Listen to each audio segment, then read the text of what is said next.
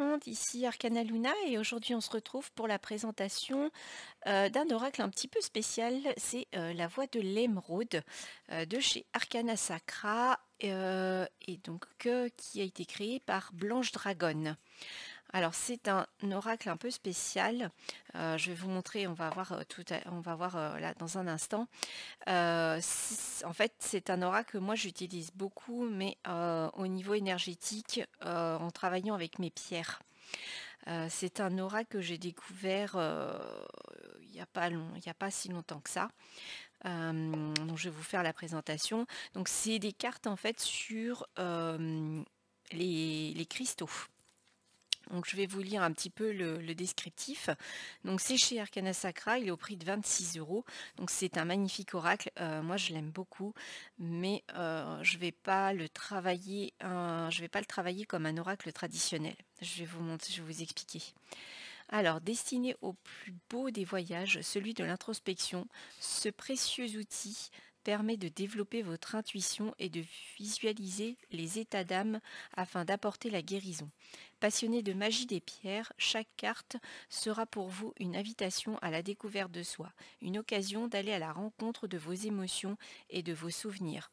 Connectez-vous à l'énergie des pierres et laissez-vous guider lors de méditations éclairées vers votre mission de vie. C'est un jeu de 63 cartes avec un livret en couleur. Donc, je pense que peut-être que vous le connaissez déjà. On ne le voit pas beaucoup, cet oracle. Je ne l'ai pas vu beaucoup passer sur YouTube.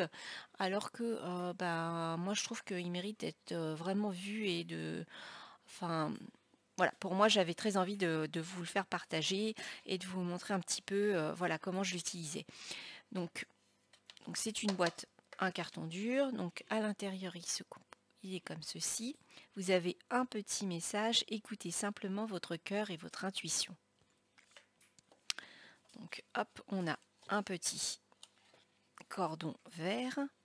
Et à l'intérieur, voilà, on a un petit soleil. Alors effectivement, voilà, le noir, l'inconvénient, c'est que voilà, on voit un peu les traces de doigts. Mais bon, c'est pas très gênant. Alors, voilà. Donc le livret est comme ceci. Donc pas très épais, mais juste suffisant. Pour ceux qui veulent travailler pour les débutants, il est juste suffisant en fait. Et donc voilà, on a à l'intérieur, donc sur du papier glacé, la préface, la présentation de l'oracle, les subdivisions de l'oracle, les représentations énergétiques des minéraux, utilisation des cartes pour la divination, la voyance ou un tirage introspectif, utilisation vibratoire des cartes apposées sur le corps, préparation au tirage, méthode de tirage, 63 lames, 63 clés, à savoir avant de lire les prochaines pages, interprétation des lames et donc les 47 lames de minéraux. Vous avez 5 lames sur les éléments, 3 lames alchimiques, 8 lames étapes et après les chargements, chargement des cristaux, les conseils, lexique, conclusion, remerciements, biographie. Donc hop, voilà un petit peu, présentation de l'oracle. Donc on va regarder un petit peu. Voilà, donc comment utiliser les cartes, méthode des cartes de tirage à 3 cartes, à 9 cartes. On a une utilisation vibratoire des cartes à poser pour les chakras. Voilà, on a des méthodes, d'autres méthodes de tirage qui sont expliquées, donc méthode introspective avec but, tirage introspectif pour sortir d'un sentiment, d'une situation d'inconfort, méthode à 3 cartes, méthode de 9 plus 4 lames. Donc voilà, elle vous explique, elle vous montre un petit peu comment positionner les lames. Donc, hop. Une autre version. Il y a 2 versions, donc expliquées. Voilà un petit peu. Donc les cartes des minéraux, donc là elles sont indiquées ici au niveau des minéraux. Les cartes éléments, donc air, eau, feu, terre et éther pour le ciel. Les cartes alchimiques, donc mercure, sel et soufre. les clés des cartes étapes. Donc chrysalide, contemplation, enfant intérieur, envol, introspection, harmonie, sagesse, réincarnation. Et donc après vous avez donc les lames.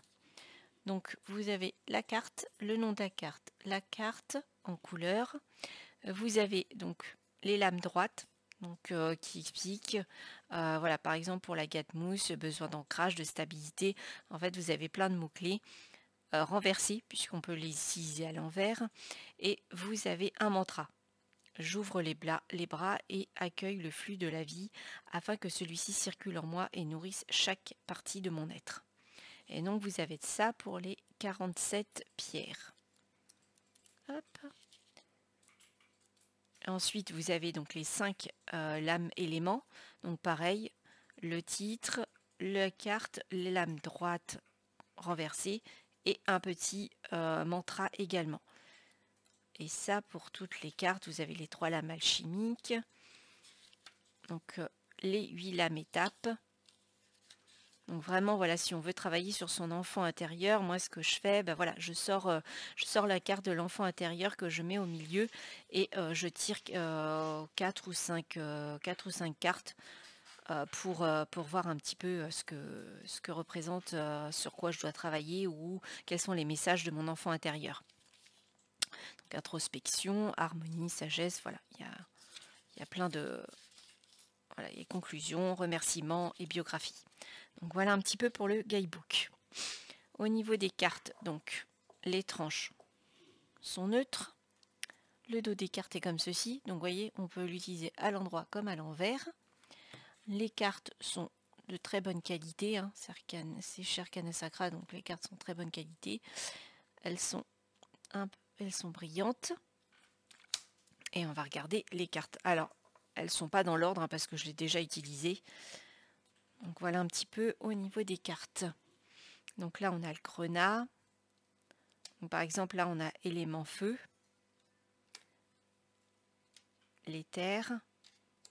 Élémentaire. Donc une akite.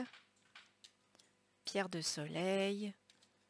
Kunzite. Argent natif, pardon. Labradorite. J'aime beaucoup. C'est une de mes pierres préférées. Alors j'en ai une juste ici. Et j'en ai une autour de mon cou que je n'enlève jamais d'ailleurs. Cornaline, cristal de roche, péridot, soufre natif, rhodochrosite. Hop, je vais les prendre comme ça, Moldavie. Donc le sel par exemple, la métrine. Donc vous voyez, il y a vraiment l'aigle marine. Donc les cartes d'harmonie, par exemple, voilà, si vous voulez travailler un petit peu sur l'harmonie de vos énergies, bah moi ce que je fais, voilà, je sors la carte par exemple, et puis voilà, je vais mélanger, montrer un petit peu, hop, je vais mélanger, oups, voilà. Et puis je vais par exemple sortir, hop, on va mettre ça comme ça pour que vous voyez bien. Je vais sortir par exemple, soit je vais sortir 2 cartes, soit je vais sortir par exemple 4 cartes comme ça. Voilà. Et puis je vais retourner pour voir un petit peu, voilà, sur quoi je dois travailler, quelles sont les pierres voilà, qui correspondent à mon harmonie pour, ça peut être pour le mois par exemple. Ça m'arrive de le faire soit pour la semaine, soit pour le mois. C'est pas, en fait, c'est pas un tirage que je vais faire par jour. Voilà.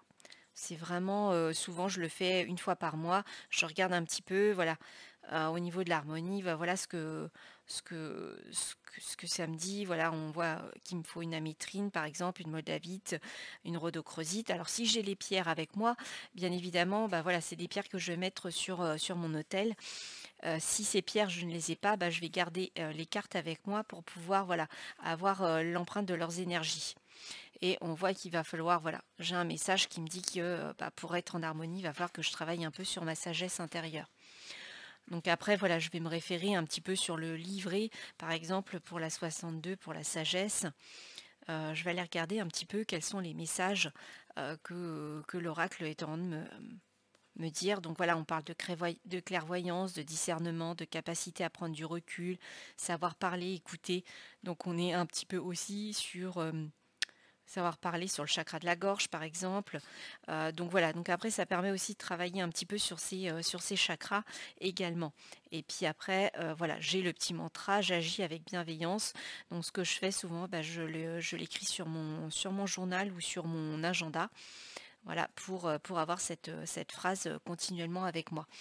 Donc voilà un petit peu comment j'arrive à l'utiliser. Euh, je vais pas faire de la divination avec, je vais pas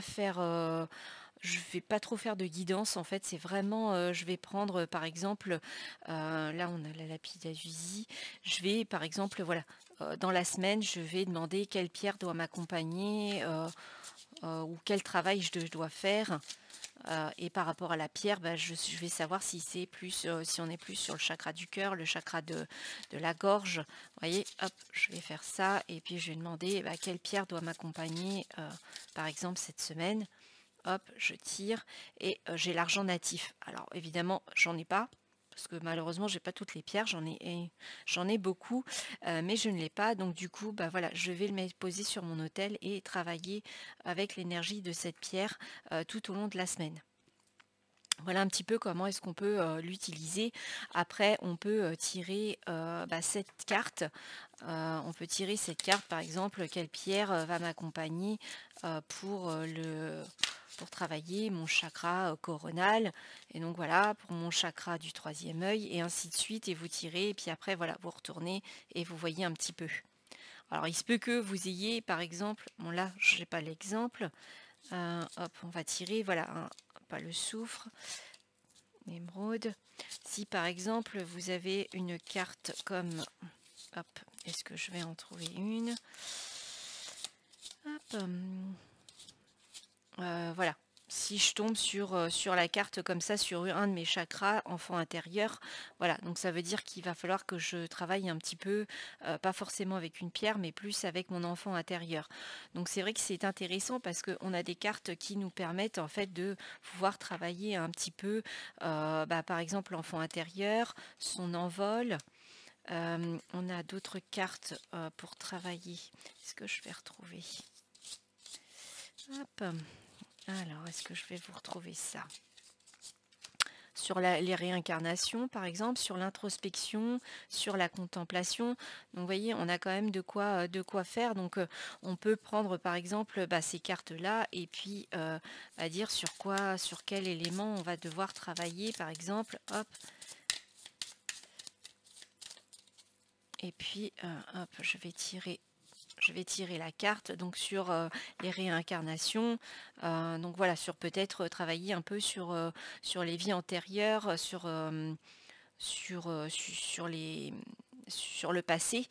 Et puis voilà, essayer de voir un petit peu après, prendre bah, le reste du paquet et puis voir avec une ou deux cartes ce que l'oracle a à nous dire par rapport aux pierres qu'on a tirées. Donc voilà un peu comment moi je l'utilise. C'est vrai que j'utilise pas les idées de tirage et puis bah, je vais pas, voilà, c'est pas un oracle que je vais utiliser tous les jours. Si je veux connaître, enfin si je veux savoir à quelle pierre je vais travailler, je vais l'utiliser toutes les semaines, bien évidemment. Si je veux travailler sur un élément bien particulier, bah, je vais prendre ces cartes et je vais en tirer une et voir un petit peu, voilà, sur quoi je dois travailler sur le mois. Pas sur une journée ou sur une semaine. Pour moi, voilà, c'est vraiment un travail que je vais faire tout au long du mois. Donc, généralement, je fais ça début de mois ou pendant la pleine lune. Comme ça, jusqu'à l'autre pleine lune, ce qui me laisse le temps, voilà, de travailler avec les cartes. Donc, c'est vrai que voilà, quand on n'a pas les pierres, bah, et qu'on a envie de travailler avec une pierre parce qu'elle nous attire, parce qu'on a envie voilà, de travailler quelque chose en particulier. Je trouve qu'il est vraiment très bien parce que malheureusement, on ne peut pas avoir toutes les pierres, hein.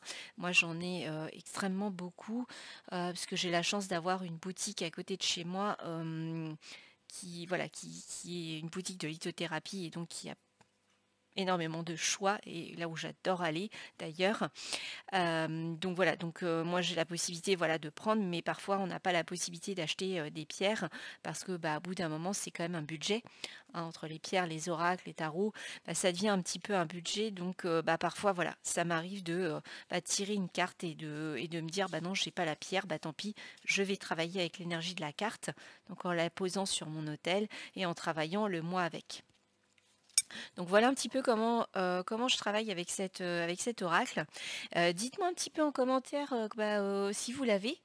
Bah, surtout que voilà, comment est-ce que vous l'utilisez? Est-ce que c'est vraiment un oracle que vous utilisez ou pas? Est-ce que, bah, les idées que je vous ai données peuvent vous aider à si jamais vous l'avez et qu'il est, un petit peu, mis de côté, on va dire, puisque moi j'ai pendant un petit moment, effectivement, je l'avais mis de côté et là je l'ai ressorti pour travailler avec.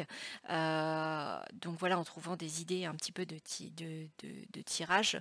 Donc, bah, dites-moi si les idées de tirage, voilà, vous ont plu, ce que vous en avez pensé et bah, si ça peut vous aider à le ressortir puisque c'est quand même une petite pépite, surtout voilà pour travailler avec les pierres quand on aime les pierres comme moi je les aime. Voilà, et ben écoutez, dites-moi tout en commentaire et puis, bah, n'hésitez pas, à vous abonner, à liker, à partager la vidéo et puis moi je vous dis à très bientôt pour une prochaine vidéo. Bye bye.